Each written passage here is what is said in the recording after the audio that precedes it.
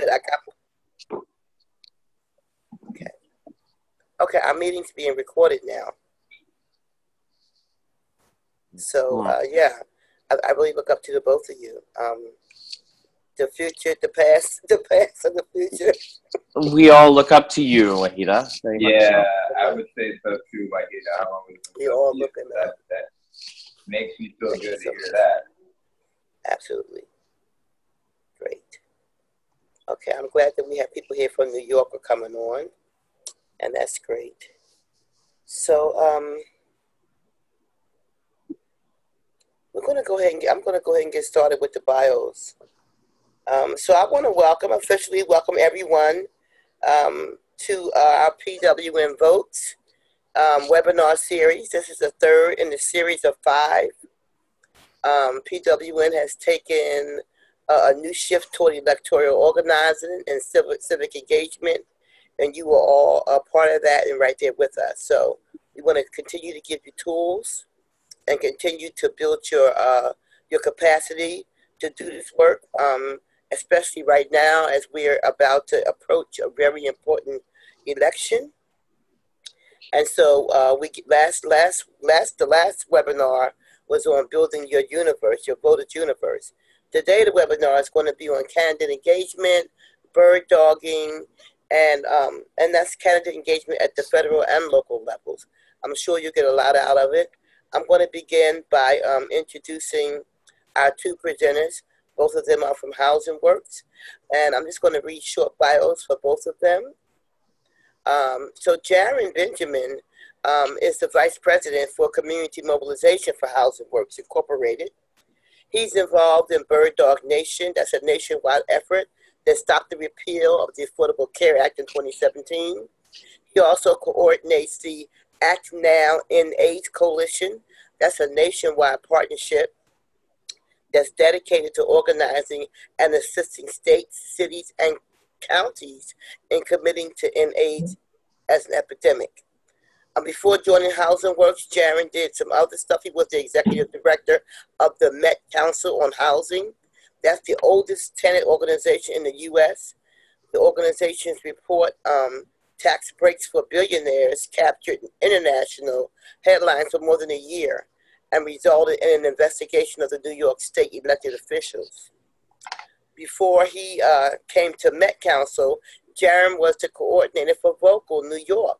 That's AIDS Housing Network and organizer for the 30% rent cap campaign, which really helped prevent homeless among 10,000 prevented homelessness among 10,000 low-income people living with HIV in New York, and we really appreciate you, Jaron, and thank you for being here. In addition to that, Jaron was also one of our 2 presenters at PWN Summit in May, where he did a day-long electoral organizing institute with us, and we want to thank Jaron for that as well. Also joining us today, along with Jaron from Housing Works, is Paul Davis. Paul Davis is the National Advocacy Coordinator for Housing Works. And Paul is a personal friend of mine and a mentor of mine for many, many years through ACT UP Philadelphia. Paul's been a leader in campaigns to fight AIDS, discrimination, and healthcare and housing for over 20 years. As a member of ACT UP, he helped win increase in funding for HOPWA, a housing opportunity for people with AIDS. He worked to end the federal funding ban on needle exchange, syringe exchange, and he fought for improvements in the state Medicaid management care programs. He's the co-founder of HealthGap, where he played a key role in removing U.S. barriers to generic medicines that quickly led to massive price reductions of ARVs in developing countries. Paul helped lead grassroots and legislative campaigns to launch the Global Fund for AIDS. He lived in Kenya for 5 years, accompanying frontline HIV organizers to successfully demand more from the global health initiatives like PEPFAR, as well as their own governments. And then at home, as Congress ramps up efforts to dismantle programs that will devastate millions in this country, Paul was a major organizer for the healthcare actions in D.C. last year, where nearly 300 protesters from around the country risked arrest over a 2-month period and saved health care for all of us in the United States. So Paul's here to share his incredible insights with us, and I'm very excited to have both of these incredible people here to share their insights with us. So what I'm going to do now, I'm going to put up the slide deck. And again, I'm going to encourage you all, this is going to be an interactive. Toward the end, it's going to be interactive. We're going to be asking you questions. We're going to do some role play. So I'm going to ask you all to hang in there with us and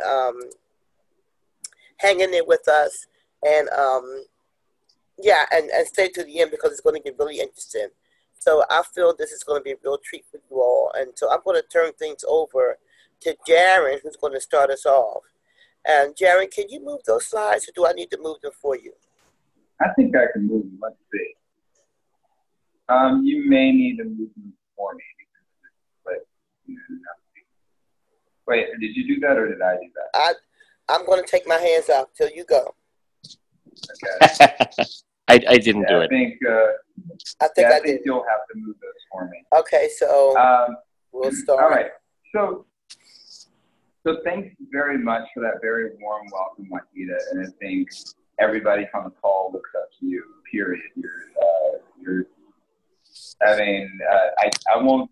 haven't prepared any remarks. I just stumble over myself offering praise. So I'll just stick to the things that I did prepare. Hello and welcome, everybody. Today we're going to talk about engaging candidates and elected officials, whether it's bird dogging, whether it's putting on a candidate forum, whether it's engaging them in lobby meetings. There are different ways to engage elected officials. And the reason why we want to engage elected officials is because we want to create change. Civic engagement is more than just voting. And by the way, when we talk about voting, I wanted to just throw up some slides that show the last 3 presidential elections by county, which way they went. This is the first Obama election, and you can see that there's, and hopefully everybody can hear me there. You can see that that the map is kind of all over the place. This is the first Obama election. This is the one that he won. Right? If we go to the next slide, we'll see the second Obama election. Not a lot of change there really when you look at it. And now let's go to the last slide. This next slide here. That's the Trump election. There was some change there, but not a lot, right? So it's, and a lot of the blue clusters are around the big cities. And of course, let's remember that Secretary Clinton actually won the popular vote by about 3 million votes. So really not a lot of change going on. And I just want to point out that sometimes change doesn't happen unless you make it. Now, keep this in mind. Notice there's a lot of red in the south, a lot of red away from the coast. And typically, and this is not to endorse one party over the other, because housing workers is not a free organization. We can't do that on the spot. But if we were to talk about which party tends to offer more social services and pass policies that are supposed to prioritize low-income people, it's usually the blue team or the Democrats instead of the Republicans. So Republicans are talking more about having a free market, which makes it so that people who already have money can generate more money. Now, if we go to the next slide, we'll see that some of the folks that voted red, like a lot of those red spots that we saw that were voting for less social services and voting for, that they were voting for fewer social services and voting against the interests of low-income people, we see that there are a lot of folks living with HIV in those communities. Go to the last map slide here. We can see that, hey, what do you know, that kind of mirrors poverty rate, right? So all of that to say is, I want to say 2 things with these first set of slides. One, that change takes a long time. You've got to work hard to do that. When it's especially when we're talking about voting. And laying out a grassroots electoral campaign is one of the best ways to do it. And remember, you're not going to win every election. It's going to take a while. You're going to build relationships. Those relationships are going to last a lifetime. You're going to continue to build those over power. The other thing, though, is that sometimes people don't always vote what's in their best interest. That's why you're so important. If people are going to vote in their own best interest, then there'd be no need for us, because you notice where all the poverty rates, the high rates of poverty and the high rates of HIV are, those places would be voting probably for more healthcare and more services and more income equality. So let's go to that next slide.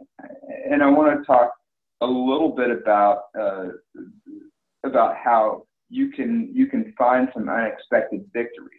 People remember Doug Jones scoring an upset in Alabama in the Senate. So that happened. That was big, but there was a long, hard road to get there. And I want to point out, it's very, very important that once Doug Jones gets into the Senate, once he did get into the Senate, it's very important to hold him accountable. So just voting by itself, that's not where the road stops. You got to people that are gonna lean on Doug Jones to vote against Trump's nominee for the Supreme Court, who people are worried about either letting Trump off the hook for an investigation or gutting Roe v. Wade. It's really, really important those folks lean on. Again, voting is not enough. And part of what we do whenever we're doing any kind of electoral organizing is we're building relationships. It's the same thing with bird dogging. The same thing with lobbying. So let's talk a little bit more. If we go to the next slide, we'll talk a little bit more about bird dogging. First of all, I've thrown that word around a lot. But what is bird dogging? I guess if we can open up a line, or people can fill in the chat and go to the next two slides, we can just ask that question. What is it? What is bird dogging? Anybody want to throw something out there, either in the chat box or go ahead, Paul. It looks like you want to say something. I'll just say that we did not come up with this name. This was something that was handed to us. We probably wouldn't have used a hunting analogy. Yes. Yeah, even though both of us are from pretty red territories and grew up around lots of hunting, bird dogging, yeah, it's a hunting analogy. We'll go to the next two slides. We go ahead and skip away. If we can go to the next slide, and the one after that, just to answer the question, what bird dogging is. I don't know if anybody's gonna chime in with one, but we can just go to the next slide and we'll answer it for folks. Yeah, basically, I'm having a problem moving slides. Oh, that's okay. Well, I'll just let folks know then. The idea of bird dogging, as Paul alluded to, it's kind of a hunting. A bird dog is a hunting tool, right? And the idea is that a bird dog jumps in the bushes, scares birds out so you can see where the birds are, or the bird dog goes and retrieves birds after you've successfully hunted them, right? So the idea of bird dogging really came to the forefront last year when the Affordable Care Act was under attack, when we were really worried about losing services that were indeed life-saving. And it looks like we're still having trouble with the slides, and that's okay. If people can just hang in there and bear with us, we'll continue to just power through. I'm just gonna make sure and pull up my slides too, so I can follow along.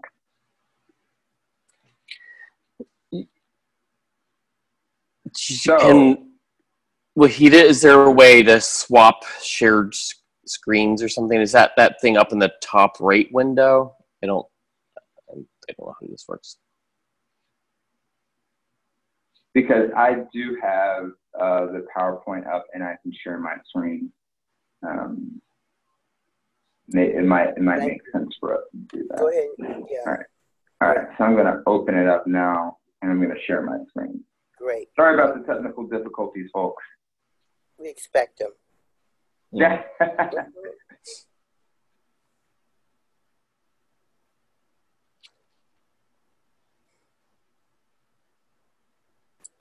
I see Jaron. Jaron's going to share his screen. All right, here we go.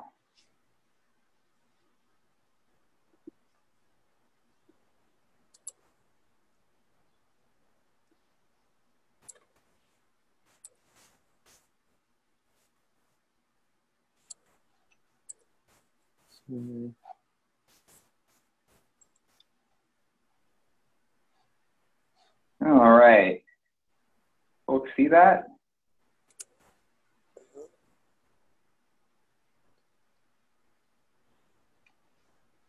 It's coming. There we go. Aha. All right, great. So basically, when we're talking about bird dogging, what we mean is using a strategy to find elected officials or potential elected officials, pin them down with specific questions or talk about information, and then retrieve their views. And that's it. Bird dogging has been used pretty successfully. Paul, a lot of times you have seen a training with Paul, or been to a training with Paul, he would tell you, or I would tell you the story about how Paul and Jennifer Flynn and a lot of other folks successfully bird dogged Al Gore on the campaign trail. And a lot of that resulted in some of the robust services and dollars for AIDS relief that we see globally. And that was really just 8 people bird dogging Vice President Al Gore, who, for whatever reason, just happened to be in a very powerful position when it came to international trade, and was the key to getting AIDS drugs in sub-Saharan Africa, right? So just 8 people followed him around the country and just yelled at him and asked him tough questions while he was running for president. He cried uncle and gave them a meeting, right? Those meetings resulted. Last year, especially around this time, there was some way more intense bird dogging of these 3 senators, Senator McCain, Murkowski, and Collins, which were the 3 no votes on repealing the Affordable Care Act. Paul spent a lot of time out in Arizona. I spent a little bit of time in Maine, and Jennifer Flynn, I guess, through the short straw and went to Alaska. But we were all on the ground training folks and getting folks to do things like go and ask these senators tough questions, whether it was at their farmers market. I know there were maybe 500 people the day before the repeal vote at McCain's home office. And correct me if I'm wrong, Paul, but some of those folks actually went to McCain's house, right? They did. McCain and Flake, Christmas caroling. Yes, that's right. Christmas caroling in the summer. That's great. But this was, we feel like these are effective tactics and that they work. And even before we got to vote on the Affordable Care Act, we were going around the country, mainly Paul, going around the country training folks, whoever would be trained to go to use these tactics to get the answers that we needed from elected officials, and then hold them accountable. If they were saying that they're going to repeal the Affordable Care Act, then we would make sure and get that word out, and people would know that that's what was going on. That this senator that you voted for may not have voted for, said that he was going to take away your health care. Those folks right there in outside of New Orleans, they were all trained just the day before, a couple of days before, and that Senator Cassidy who was an architect of one of the key repeal bills, he was trying to just talk over them and not really have any questions and answers. He was trying to just, just basically, literally, he wanted to just show a PowerPoint for this entire fake town hall, and those folks just took it over. They wouldn't let him. They said, no, this is not. We didn't come to listen to your PowerPoint. We came so that you would listen to us. They were That's right. Really awesome. They showed up early and turned it into a town hall in the Affordable Care Act, and he just wanted to talk about all the good things he did. Got there maybe 20 minutes after they started their town hall, which was that was brilliant. And then, of course, everybody remembers all how many thousands of people were arrested last year for the Affordable Care Act? Well, we had around, between the Affordable Care Act and a tax bill for healthcare reasons, about 1,000 people. Who's that guy in the middle? Well, I found all of my action shots because there weren't that many of me.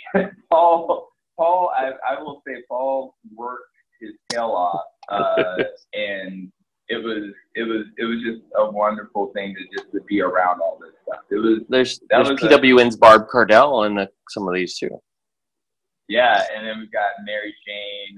We've got a lot of folks who I'd say that while Housing Works and Center for Popular Democracy may have done flown around the country and done the training, especially Paul, who did maybe 80% of the training, probably our best and most reliable group of folks who were just mobilized PWN.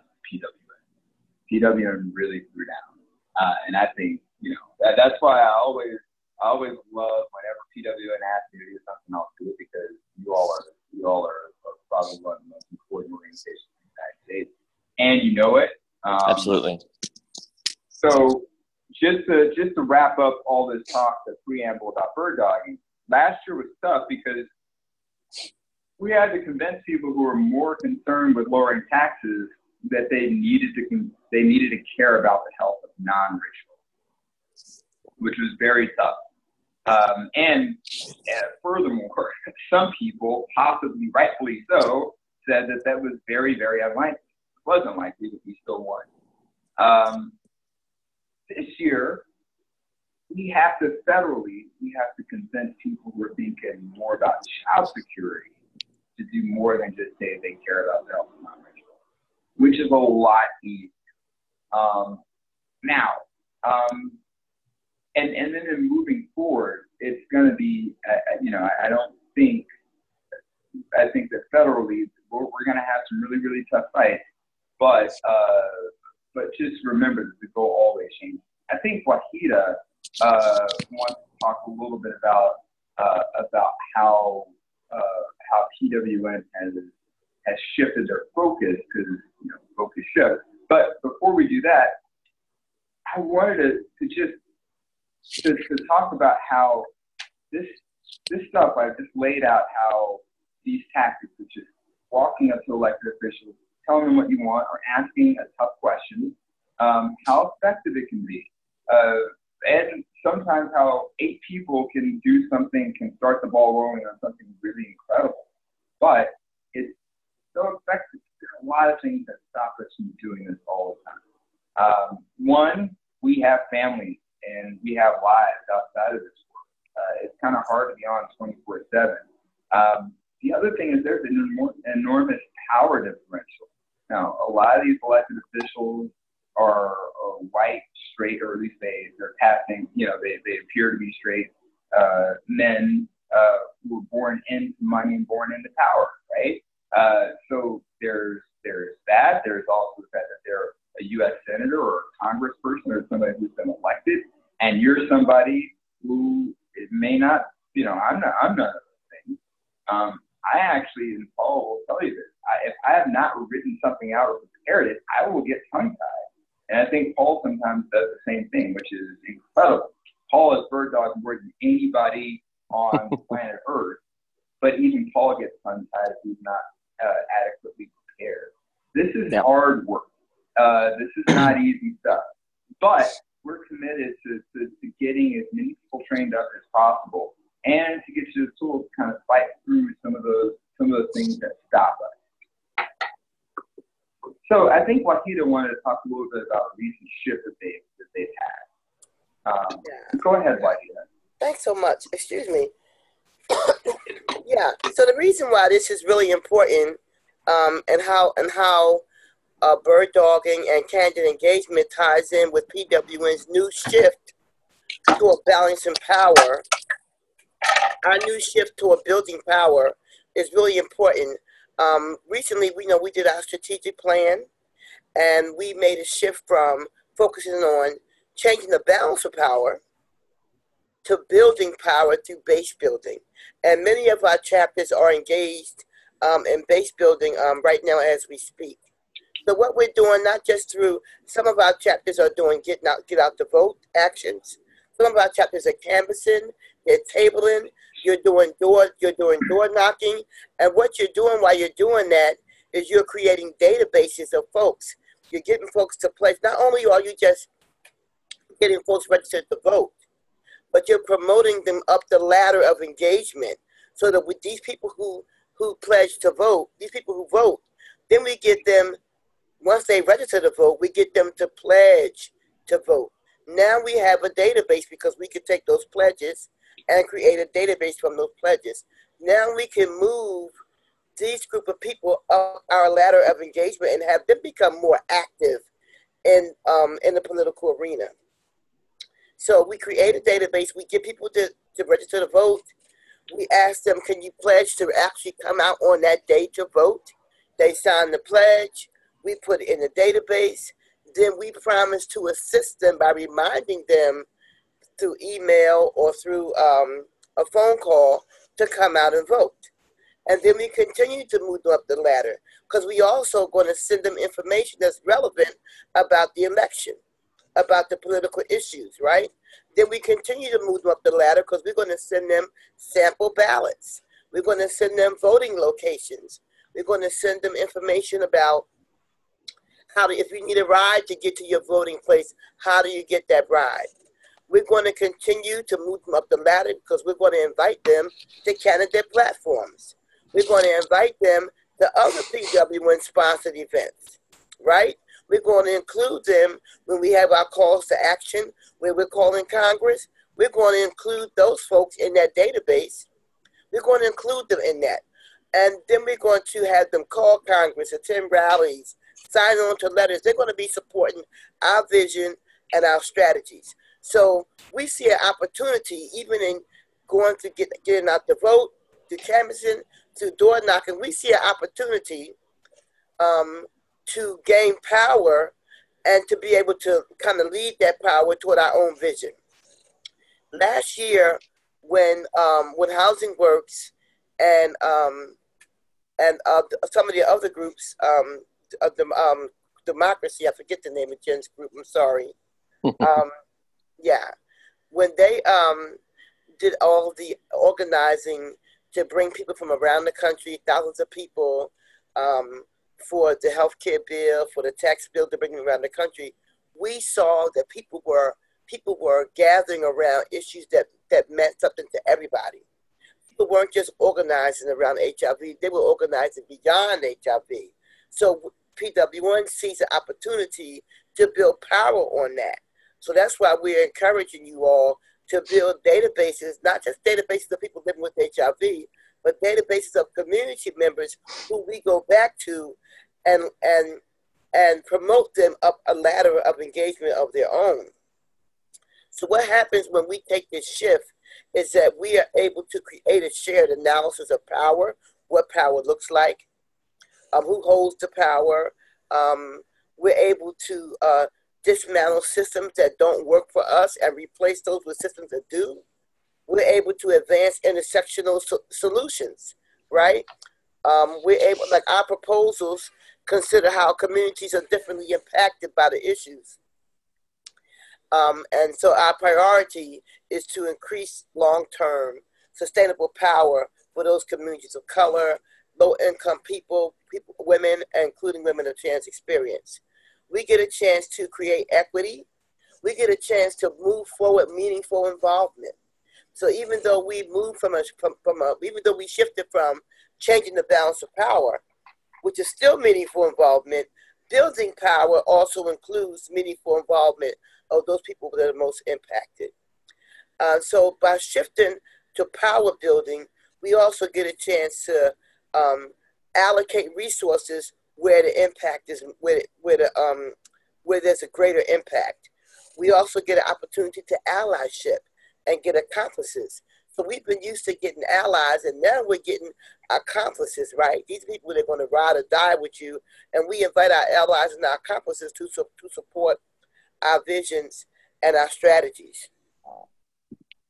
So our shift is just, our shift goes right along with the time that we're in. If you can just go to the second, 2 more slides up, and I'll finish up and give it back to you guys. Jaren, push the button. Okay, I'll push. Okay, I have the slide in front of me anyway. So again, so building that power shift means that the shift will allow us to advance a shared analysis of power, builder, and build deep benches of leaders with our goal of elevating HIV at decision-making tables and dismantling and rebuilding systems that haven't worked for us anyway. So we're moving in the right direction. We're moving in a direction where we're bringing our communities along with us. We're not just bringing people with HIV, we're bringing everybody. Everything becomes our business. I've talked about you a whole lot.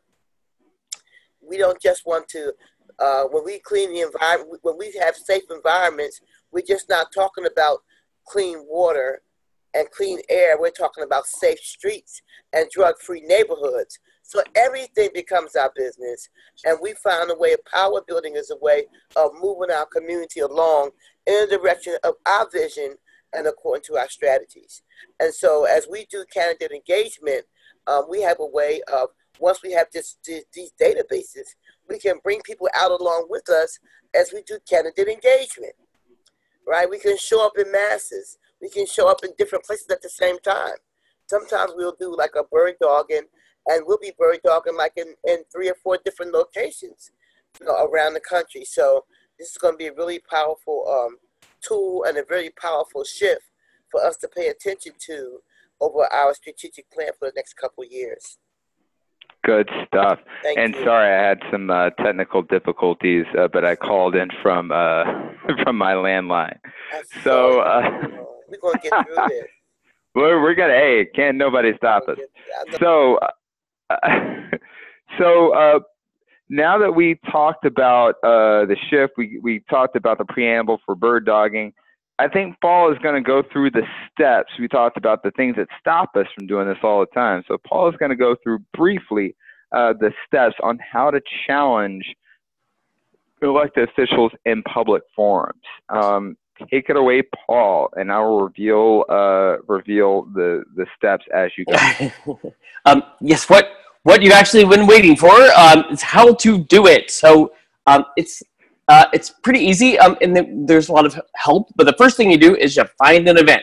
Finding an event is a ginormous pain in the butt because you have to track all kinds of Twitter feeds and Facebook event things and Eventbrite stuff and newsletters and newspapers and Purdy, all this stuff.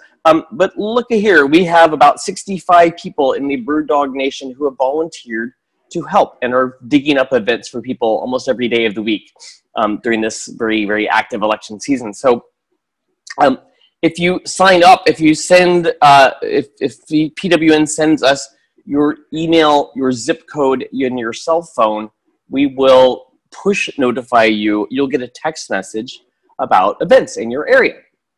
So we do some of that work for you, finding an event. The second thing is you get a posse, get a crew together. So there are tales of the lone bird dogger bringing home, getting the goods and getting a lot done. But in general, it's a lot easier and more powerful for just like for a group of 3 or 4 or 5 people to go. If you're there by yourself, you can absolutely put members on the spot, candidates, aspiring, members of Congress on the spot very effectively. But if you have 3 or 4 people, then it's just they treat you differently. They treat you like oh, this is a group of voters. And it's also easier to surround them so that they are less able to slip away. So get a posse, make a plan. We can help with this also when requested. Different kinds of events need different kinds of plans. There's a plan for the 40,000 person rally, where you might get together and Wahida will give the cue. We're going to chant 6 times because you have to know how many times you're going to chant, or else your second chant is awesome and your fourth chant is already petering off into oblivion. And you have some signs made in your back pocket and stuff like that. But mostly we'll talk about a candidate event which is pretty much like a town hall meeting. The difference between a town hall meeting and a candidate event, a campaign event, is that you're entirely surrounded by supporters, whereas a town hall, it might be a mixed crowd. So get a posse, get a plan. We will usually help out with that. You get good seats. Getting good seats is it's where this starts becoming more of an art than a science. To get good seats, you got to show up early, which is awesome because you need that time anyway to write down your questions and make a little text loop of your team and figure out what it is you're going to focus on and all that stuff. So you showed up about an hour early, you're getting good seats, and here's the funny thing, you don't sit together. Spread out. But you don't spread out that much. You're visible. You're sitting near the front, you're being seen, and you are not booing and wearing activist t-shirts, and you're being seen as smiling, you're cheering, you're a supporter. You want them to see you as a supporter. I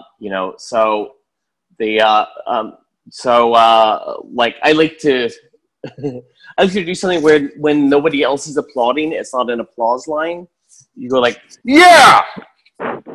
They cheer really loudly, when nobody else is cheering, so that they see you, like, oh, you're a supporter, check. Right? Because what you want them to do is you want them to call on you, and they're less likely to call on you if you've been sitting there booing and wearing activist t-shirts and stuff like that.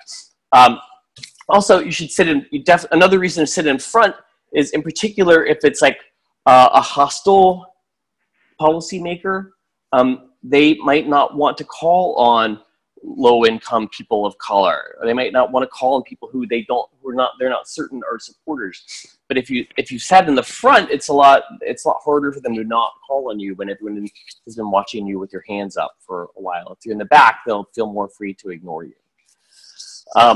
We've also seen sometimes in extraordinarily hostile candidates. It doesn't happen that often. They're generally very, very happy to call on people of color who they think are supporters. So like, oh my God, I have a person of color who's a supporter. That's amazing. But then there's a couple of times where someone wasn't being called on, and so then one of the people from her posse, who was a white woman, just went and sat next to her and put her hand up and said, I do have a question for you, Congressman, but you actually weren't calling on Daniela here, so I want to give her my question. So it's something else that people can do. So show up early, get good seats. Then the next thing that you do that is amazing, and if you have done these two things, you'll get called on every single time, is that you must, when they say, I got time for a couple of questions, you must get your hand up first, fast, and high. Like every single time. You can't, and it's kind of hard, I think, because a lot of people, we are modest, polite beings. We tend to raise our hands, so like on the third or fourth question, we raise our hands sort of like halfway. Hello. And like, you got to put your hand up first, fast, and high. If you put your hand up first, fast, and high every single time, before the first question is even wound down, you've already got your hand up, they will have to call on you. They can't actually not call on you. It's kind of amazing. We even if they know that you're hostile, like I like the bird doggers in Fairhope, Alabama, they show up, they bring about 40 people to every single event that the Congressman Bradley Byrne has, and they and they call them by name. They're like, Danielle Mashburn, you're about to punch me in the face with your question, and but they can't not call on you. But if you get your hand up first, fast and high every single time, it's kind of crazy. But we sometimes don't do it, so you really got to do it. Okay, so get a get a posse, get a plan. Get your hands up first. Get good seats spread out. Applaud. Cheer wildly. Everyone should ask a question. Everybody raises their hand every time. Each question is more powerful than the previous question. Like, think of your questions as like pebbles on the scale, and but each pebble weighs a lot more than the last one. Like the first question, even if you put together this sort of amazing bulletproof question that we're going to talk about a little bit later, they'll be like, yes, sir, exactly. That's why we need to build a wall of tasty cakes to keep people from New Jersey out of Philadelphia because they're coming to take our jobs. So like, so you like they'll just go pivot right back to the terrible talking points. So, but by the third or fourth roughly identical question, everyone in the room starts rumbling like, oh, guys, what's wrong? Why is this guy such a coward? Why are they afraid of this question? So get your hands up first, fast, and high. While you were asking your question, stay standing up. Don't sit down.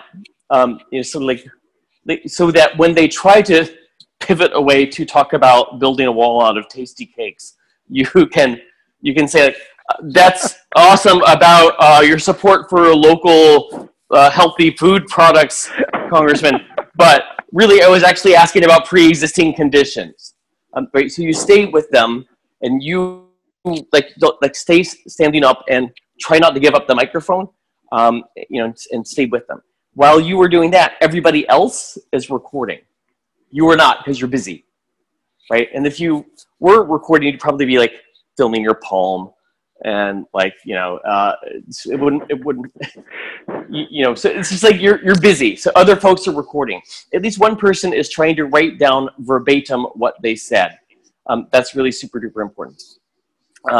That's how the way that the secret society of the bird doggers works is that we follow up each other's questions. We keep putting pebbles on the scale. Even after this event is over, they do something in Brooklyn one day and they show up 3 days later in Poughkeepsie and somebody says, you asked my rabbi's babysitter's dog walker yesterday this thing about pre-existing. We keep following up and putting pebbles on the scale until that scale tips.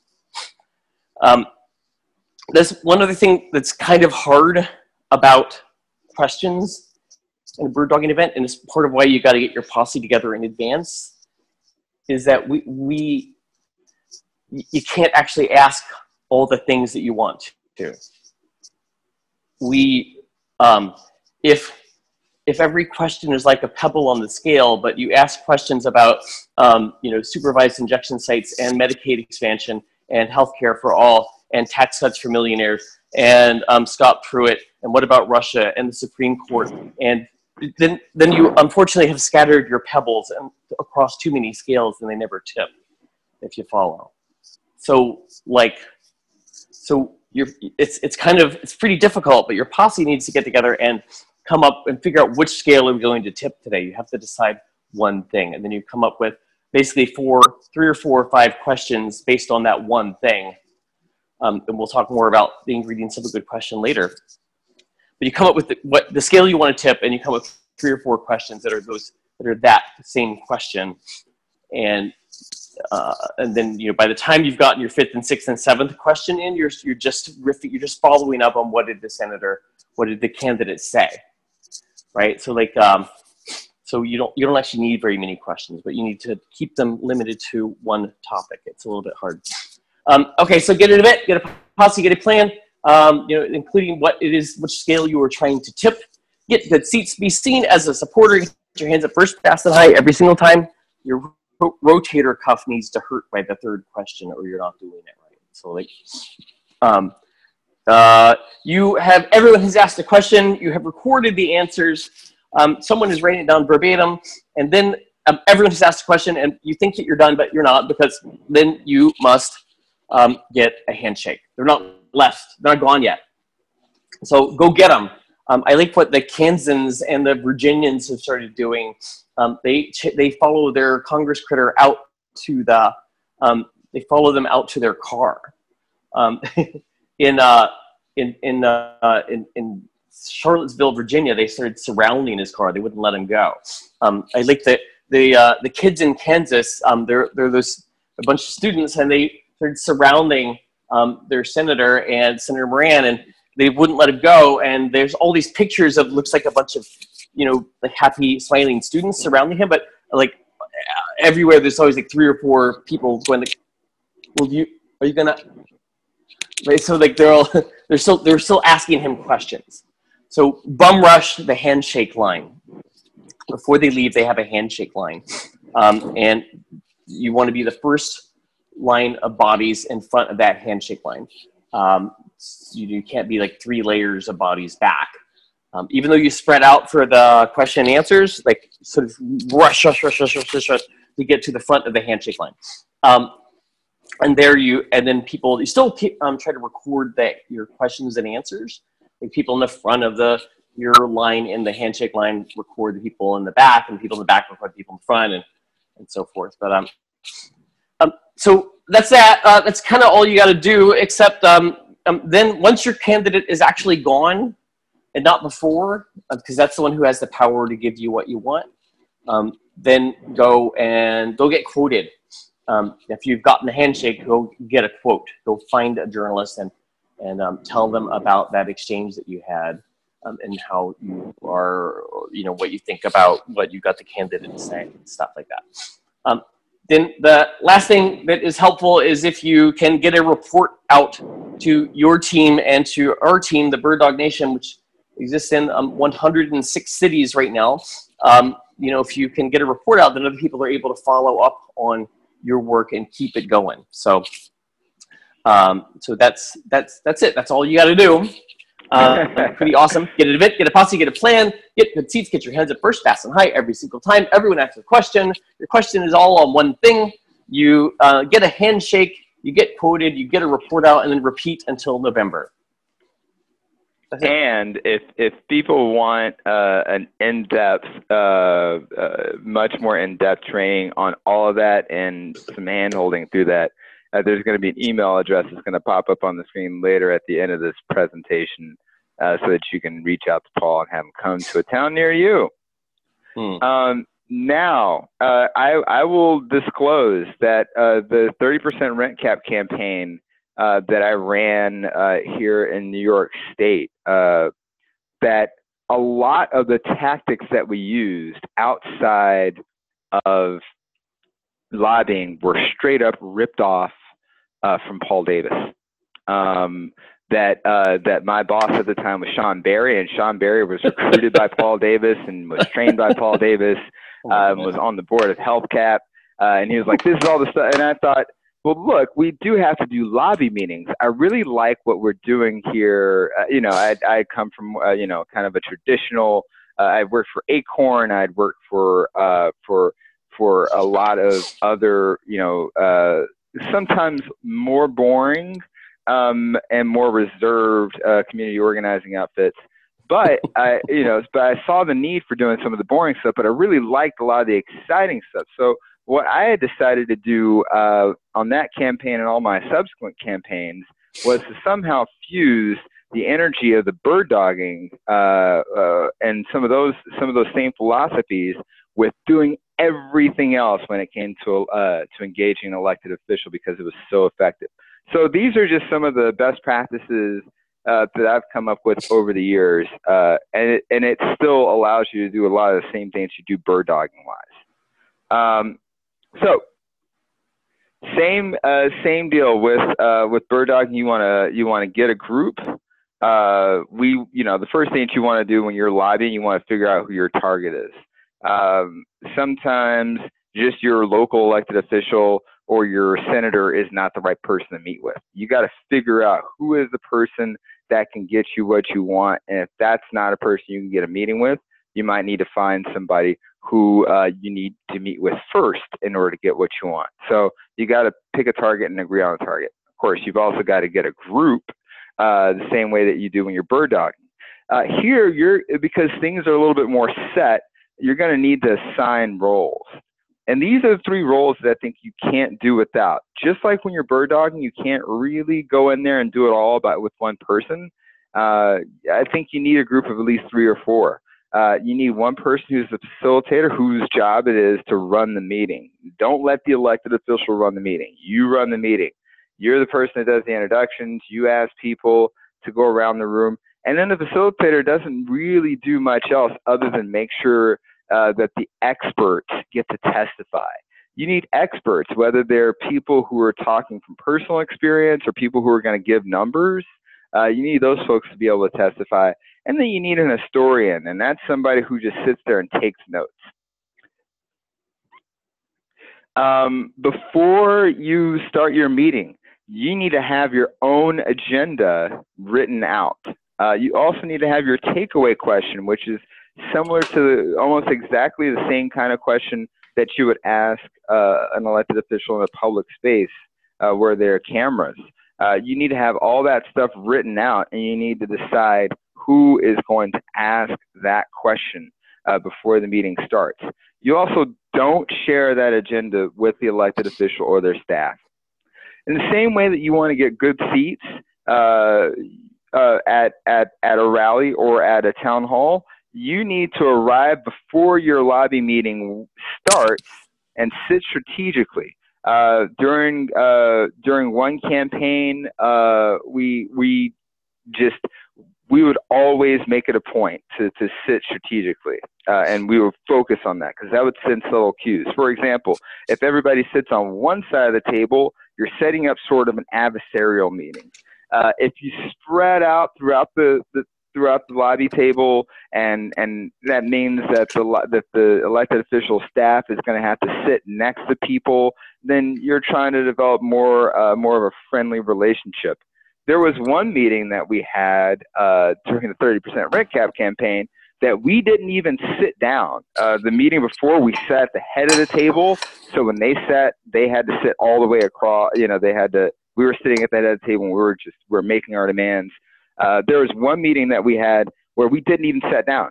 We were all standing with our arms folded. And when the elected official staffer came in, we made our demands. When the elected official staffer said, "I can't promise that," we stormed out of the room because we knew that we were going to go to this guy's house the very next day. And it was effective. That made sure that our bill was the very first bill out of the New York State Assembly that next year once the legislative season started. So sitting strategically, very important.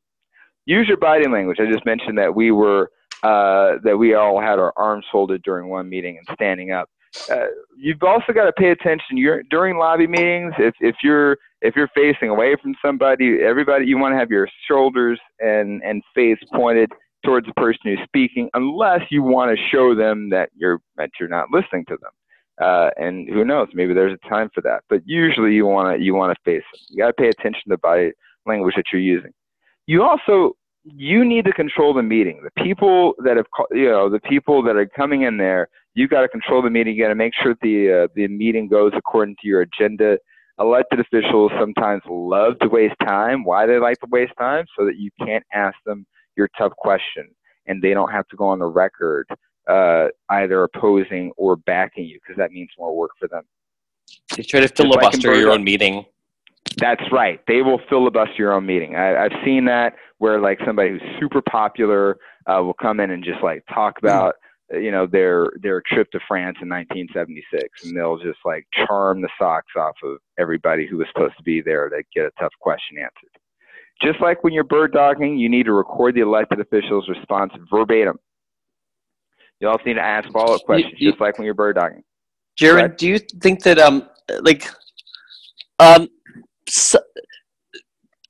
in a lobby meeting, you might probably just want to be writing notes? A lot of times folks come in, especially for like meetings with staff, and they want to video everything, and that immediately creates just a more adversarial position that you didn't necessarily want to have. And so folks who don't have a whole lot of experience just think we're supposed to live stream everything. But actually, if you're No, negotiating, no, no, no. yeah, right, yeah, you go. Let me clarify that. That is people struggle with this a when lot I say lately. record, I mean write it down. Do not, I would say, do not record, tape record, video record a meeting. Remember, you've got one of the roles that you've got here is an historian. So that person should be writing things down anyway, but it helps to have multiple note takers because, and when I say record, I do not mean with a video camera. I mean write it down, verbatim, write it down. That way that you can after you ask your follow-up questions, you can get your handshake and your card. It's the same deal. You shake people's hands because remember, this is all about building relationships. You want to write a report back and send it out. One of the things that's not in here that was in the bird dogger, that is in bird dogging, is that you're not going to the press necessarily. You don't need to find a reporter and tell them exactly what you said, right? Because this is more for internal uses for lobby meetings. Unless somebody in a lobby meeting told you something absolutely bonkers and you need to get it out there, right?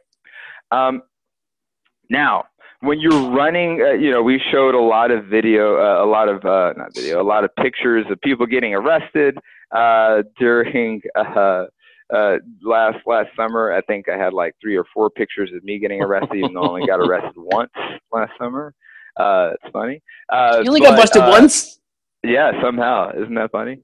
There were many. I think Paul, you got to pay up. Get arrested. You were not supposed to get arrested more than once, and you got arrested like 8 times, even though I told you not to. More on that later. Best practices for putting together some of these direct actions, whether they're civil disobedience or not. Again, over and over again, take a target. You got to know who your target is, and you're crafting everything towards them. Pick an event. You got to figure out whether you're going to have this direct action coincide with something that they're doing publicly, or if you're going to go to their office or their house. But either way, you got to put something on the calendar so all of you can agree on it. Still got to get a group. I remember when I was a sophomore in college and put together a one-man demonstration and got detained. Guess what? There was nobody to get me out of detention. I wound up making really good friends with Sergeant Ricky Olivares. We became friends for the entire time that I lived in that town, which was 10 years. We even started working together on different things. But it would have been a lot easier if I had decided that I wanted to do this demonstration with other people. I was 19 years old. You live and you learn. But just like when you're bird dogging and when you're doing lobby meetings, you want to get a group and assign some roles. You got to have a lead marshal. You got to have police negotiator or a legal observer, maybe even both. You need to have your MCs and you need to have your speakers. It also doesn't hurt to have other marshals and other folks that are just helping out with those roles. Just like when you're bird dogging, you got to make your specific plan. You got to talk about how many times you're going to chant. If you're going to have banners, you got to already have them out there. Your signs, they have to be made. And the banners and signs and the chants, they've all got to be crafted around your takeaway question or your ironclad question that you're going to craft. That Paul is going to talk about how to do that in a few minutes.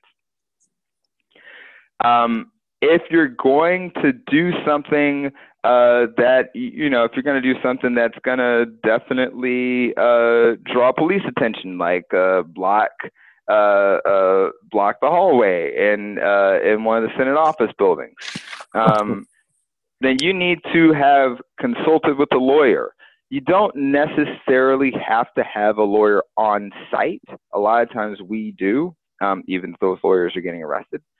We would have lawyers on site sometimes, but the most important thing is that you know what law you're breaking if you're going to commit civil disobedience. Again, all that stuff is stuff that you all must have talked about beforehand. No surprise civil disobediences. You want to plan all this stuff at a time. If you're worried about permits, you need to at least research the permit situation so that you're prepared your police negotiator to deal with that, and you need to do press outreach beforehand. That's, if just because you're doing a demonstration, you can't expect press to come. For candidate forums, and I wanted to take a little bit of time. A lot of this stuff is very similar, but I want to take a little bit more time talking about candidate forms. A lot of the same things that we talked about, whether it's getting a group, finding an event, writing out your question, doing all that other stuff. That's important. But just like a demonstration, just like bird dogging, just like a lobby meeting, a candidate forum is just one of many tactics in a campaign. Don't forget that, because I see some people or some organizations, they organize a candidate forum, and because there is a lot of work and a lot of relationship building that goes along with that, they're like, well, we did a lot of things. It was great, and the elected official will remember us for putting together that candidate forum, that they came there and told us everything that we wanted to hear, and then they got elected, and now they never had to give us anything else. Oh, we forgot to get other things from them. We should have kept asking, should have kept pressing the envelope. It's just one tactic in a campaign. When you're doing a candidate forum, I've had a lot of success. Just if you're sending the initial invites, and these are even if they're local elected officials, you want to send it out 4 weeks in advance at least. Now, you also want to assign roles, just like a press conference. Your handler, which is one of the roles, that is the person who is probably the same person who has sent out the initial invites. They've been in contact with the candidates in their offices. They know that when they arrive at the forum, to the location, that they need to look for Barbara, right? That Barbara is the person who sent everything out, and Barbara is the person that you should look for to check in, so that your candidate is there. You still want a facilitator and marshals or ushers, because you want to make sure that the room is set up right. More on that in just a second. And then again, just like in a lobby meeting, you want a historian. You want somebody who's writing those things down verbatim. Just like with everything else, you need to write out your takeaway question. With a candidate forum, you want to have an agenda, and you also want to agree on a theme. With the candidate forum, it's a little bit different than bird dogging, because bird dogging, you get to ask one question, you do it over and over and over again. When you're doing a demonstration, it's basically one thing over and over and over again. Lobby meeting, a lot of times, because you've only got 30 minutes in the lobby meeting, you're asking a tough question, you're building up your mountain of evidence. Here, this forum, everybody understands that you are the folks who are putting this on, and there's no confusion about that. So you've actually got time and space to agree on a theme. The theme can be healthcare in the South Bronx, or the theme can be, remembering the 99% in Southern Oklahoma, right? You can agree on a theme, and you can craft your questions that you're going to ask your candidates all around that theme. But everybody's got to be in agreement.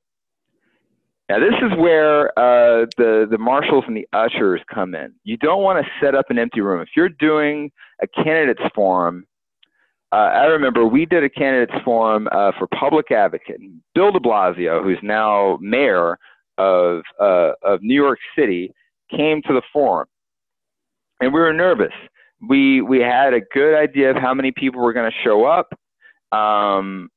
For whatever reason, Bill de Blasio and his crew showed up early. We didn't want them to see a room full of empty seats. We knew that we had more than 100 people coming to the candidates forum, but there were only 20 folks there because it was still very early. So all the marshals and ushers took all of the chairs out that were empty, so that, hey, there are no empty seats. And as more people came, we're like, whoa, I guess we have to put more chairs out.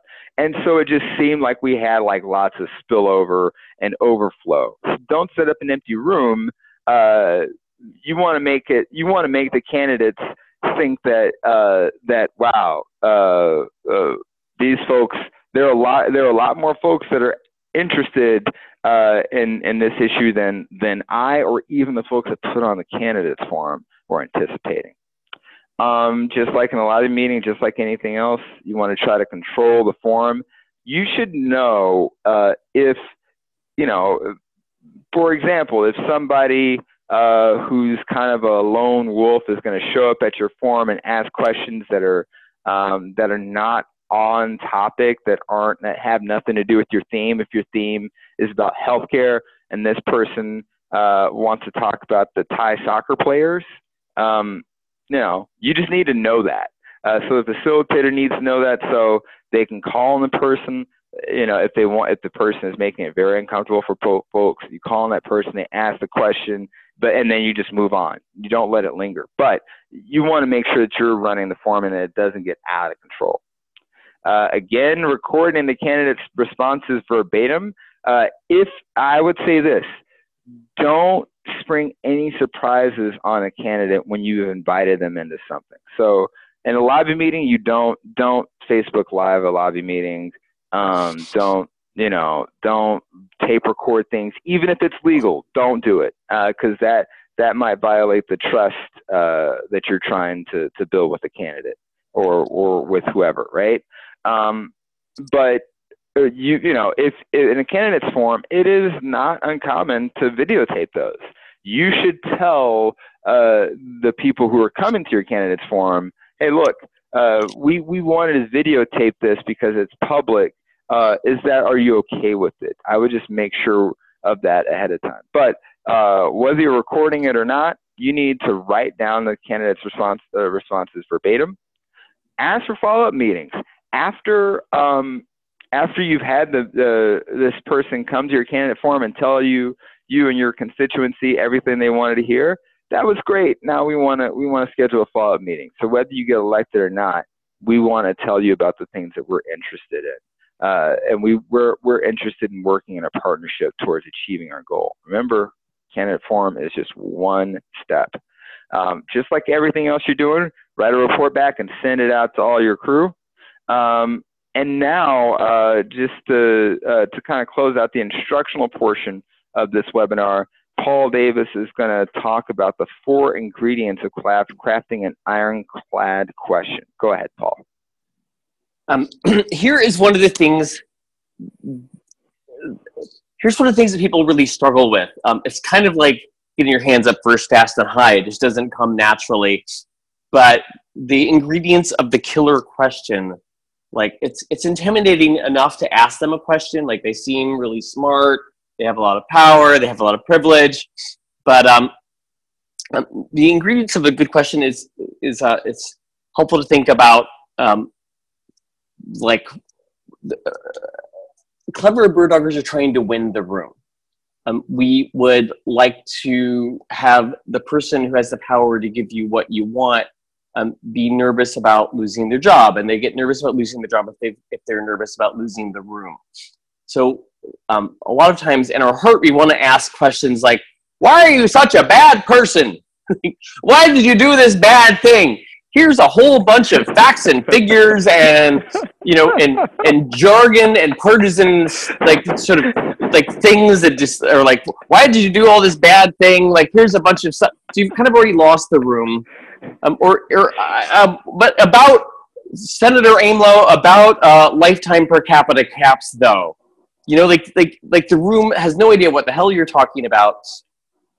You have entered a terrain where they have a lot of power, authority flows to them. The room is not with you. And if we do that, the worst terrible thing, which is like saying, why did you do the bad thing? They will, because of how authority and power flows in that room, they will get a round of applause for explaining away the bad thing they did. And you're like, oh, that's actually not really what I intended to. I wasn't trying to create a round of applause for the bad thing. So I guess one way to win the room is to have a story in your question. Maybe in a public campaign event or town hall meeting setting, I guess the ingredients of a good question include. Oh, I didn't do this in the right order for the PowerPoint.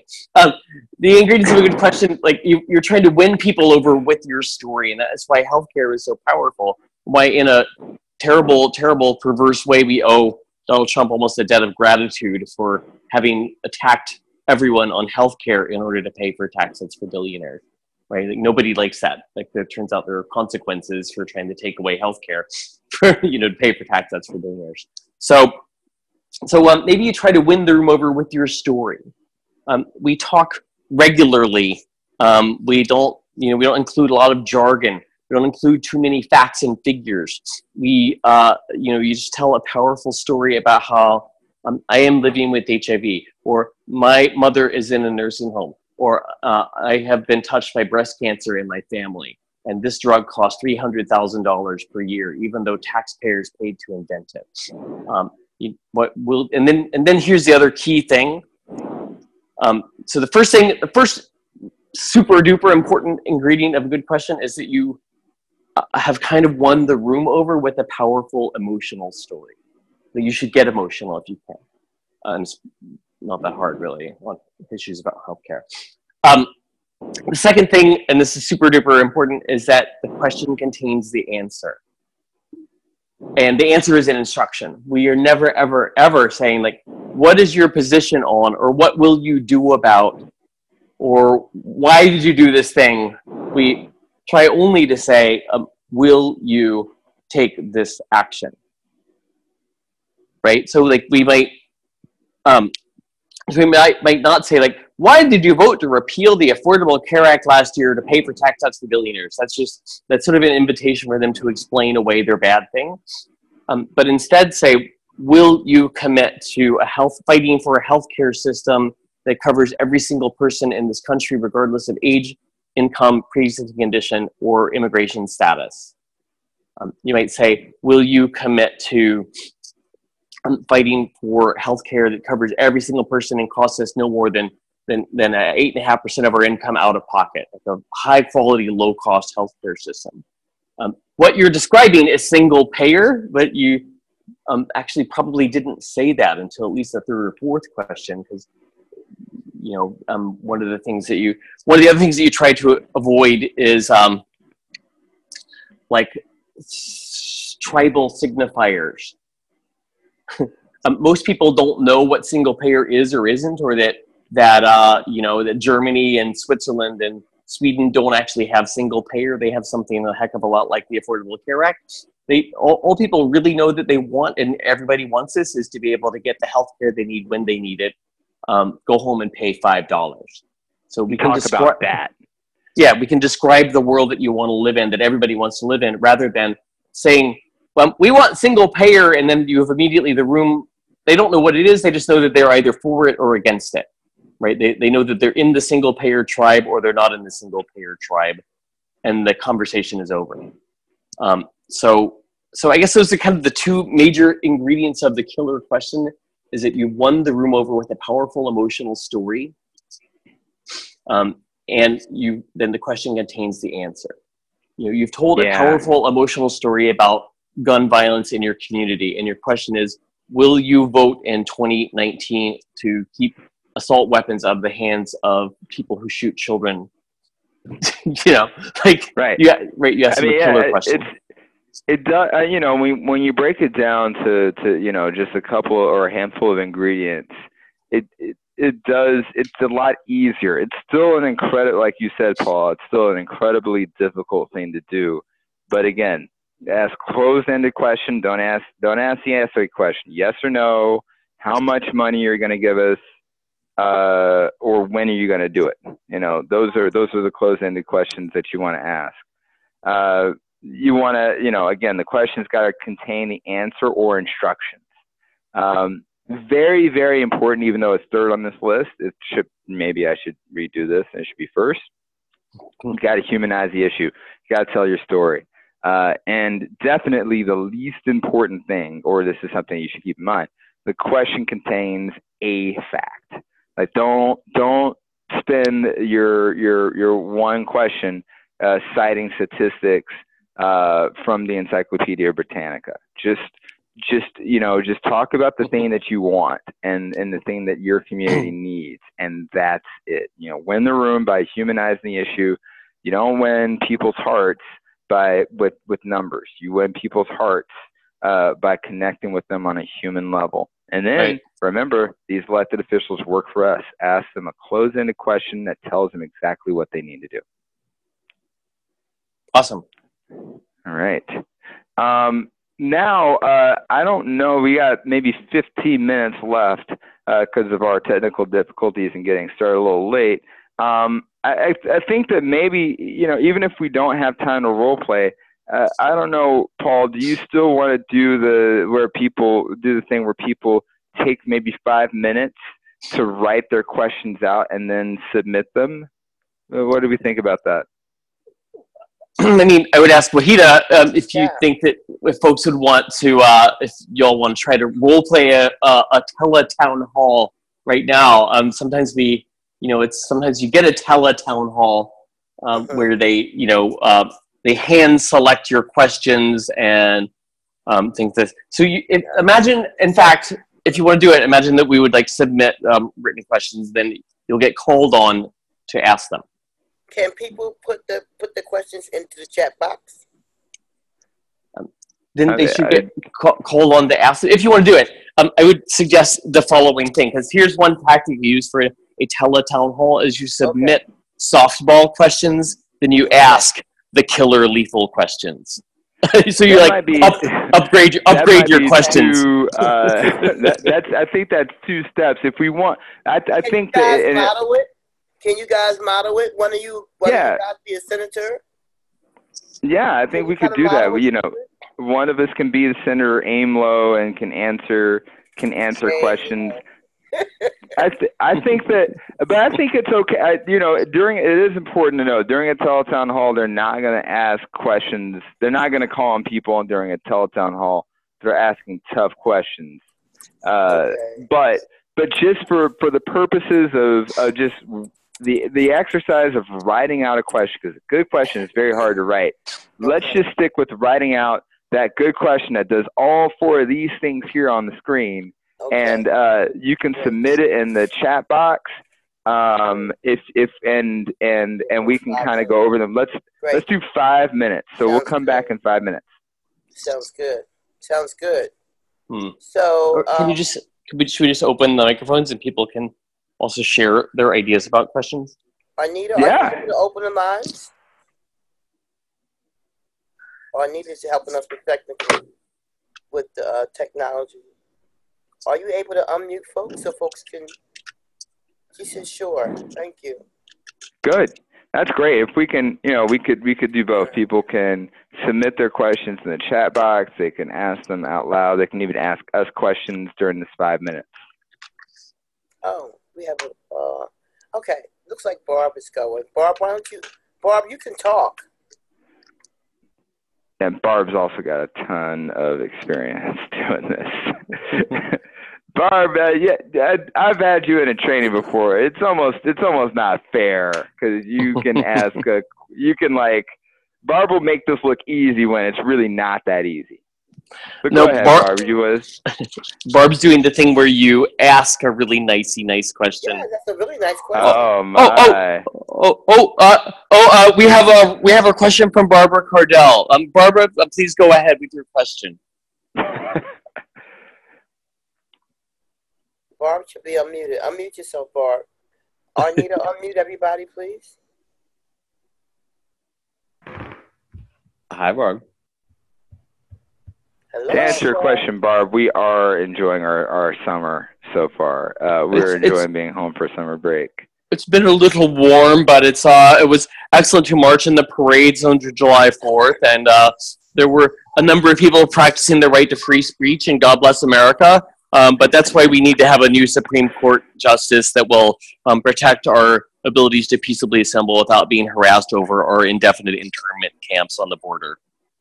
That's correct, Barb. If you want to, since it doesn't seem like your audio isn't working, if you can type out your question, and we can read it.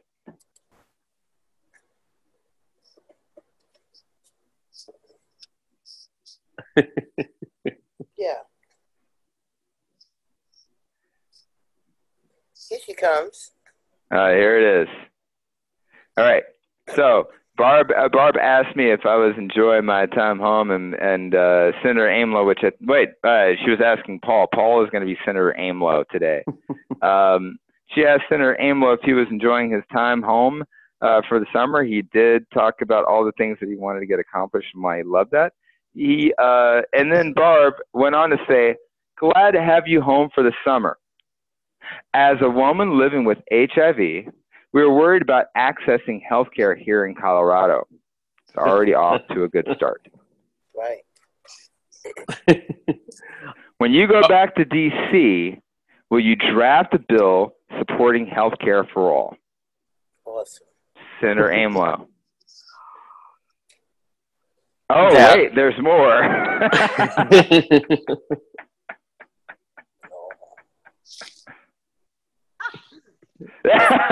She can't type as fast as she can talk. Sorry. We'll wait. This is all good stuff. Barb, you just tell us when you're done with your question, and we'll ask the question. I'll ask the question to Senator Amlo. I think I heard you there.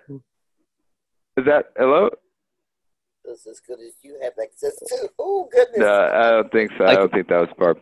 And while we're waiting for Barb's question to come in, I think Paul, just remember, when you're in jail, you can't help people get out of jail, which is one of the reasons why I was only able to get arrested once during all. I didn't mean, like they snagged my fiance, and I just could not get arrested. Especially when you kept getting arrested, I was like, no, you guys can't get arrested. If everybody gets arrested, there was one where everybody got arrested but me, and I was the only person who was tasked with sorting all of the property and making sure that it's a good thing I love you and respect you, or else I would have been very angry with you. Okay, here is Barb's question. Barb's done. So Barb submitted a question to the moderator saying, "Here's some nice. How was your summer, Senator Amlo?" Senator Amlo is like, "Oh, I want to answer that question because that's a soft as shit question." But then what her actual question? Then they're like, "Oh, Barb, please go ahead with your question about my activities this summer." Right. Moderator, what says? So Barb is saying, go ahead, moderator. Sorry. So Barb's saying, I'm glad to have you home for the summer, Senator Amlo. As a woman living with HIV, we are worried about accessing health care here in Colorado. When you go back to D.C., will you draft a bill supporting health care to all that is as good as the excess that you have? Will you provide access to everybody, regardless of income or immigrant status?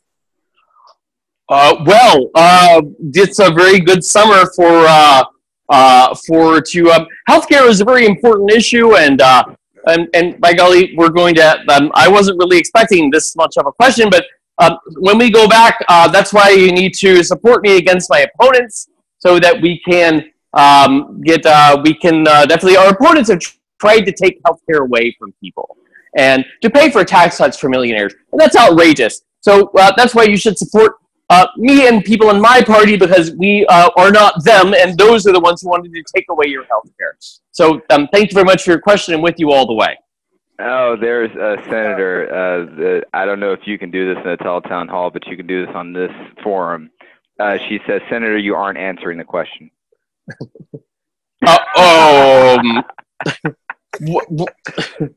We definitely need to oppose those who want to take away our health care, and I think those people don't even believe that health care is a right, and I do, I guess. Well, this is one of the, I think we can point out that doing a teletown hall is very tough, because in person, you can always stand up and be loud. In the teletown hall, they can kind of shut you off or mute the line. So teletown halls are becoming more popular, and they are tougher to get things in. But it's the same kind of gig wherein if you have a posse of folks, you pack the room. Everyone has submitted these sort of soft, sweet questions like Barb did. Maybe you've submitted a question saying like, "What about the environment?" And then when you get the question, you said, I had a question about how you wanted to build a wall of Twinkies across the Delaware River, but you actually didn't answer that woman's question about healthcare for everybody. Will you support a healthcare system that covers everyone regardless of age, income, or pre-existing conditions? Yeah, so we like keep piling on, and each question becomes more powerful. They become less and less able to slither away. Right? They'll slither hard. They'll point to other people. They'll point to their opponents. But the more that we get to them, the more pinned down they become. So it's important to go with a crew if you have, even if you're packing a town hall. Right now they're having so many campaign events. It's pretty awesome, and it's pretty easy to get to them right now. And like I think Wahida said yesterday, we just don't have the same kind of. Right now we have access and power and leverage that we will not have by the same measure after November. So it's pretty urgent to get out there and get to them. Super duper important. So just a quick time check. As always, Barb is asking really, really good, tough questions. We did want to put this out there. If you're interested in the training, here are the contacts. Make sure and reach out to Paul Davis, p.davis@housingworks.org. You can reach out to me too. I have 2 small children at home though, and am less, probably going to be less able to get out there than Paul, especially if it's outside of this part of the United States, but outside of the north, the mid-Atlantic. It might be tougher for me to get out there. But nevertheless, reach out to us. We will make sure that somebody comes out, whether it's Paul, me, or another one of our skilled trainers. We'll make sure that somebody is coming out there and training folks and then moving people to action. Barb had some really good questions. The question part is very, very difficult. I would say that by itself is one of the main reasons why we're making the rounds to come out and hold folks' hands, because that part is really, really tough. Very, very nice. Barb wrote, I learned how to ask these questions from Paul and Jaron. Trainings are great. That is awesome. Thank you for that, Barb. The Barb has taught me so much. I remember the first time I saw Barb she was on a panel talking about ending AIDS in Colorado, and not from some sort of maybe one day we can do it. No, this is the plan to end AIDS in Colorado. This is how we're doing it. And I was like, wow, this is pretty awesome. And you all are awesome.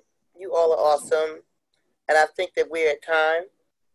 And I just want everybody who's still here to thank our panelists, show them some love and some appreciation. You can do that in the chat box. You guys were amazing. The first speech that I ever gave in public, Paul helped me write it. I don't know if you realize that or not, Paul. And you helped me make it personal to myself. And I've been talking ever since. So thank you so much. And Jaron, it's such a delight to get to know you and to get to work with you. I feel that we people like us make the world a better place, and I want to support you, feel support in continuing your work. You talked about Bird Dog Nation earlier, and if they contact you, you can get folks on the mailing list for Bird Dog Nation. Okay. Absolutely. Okay, so don't forget to pdavis@housingworks.org.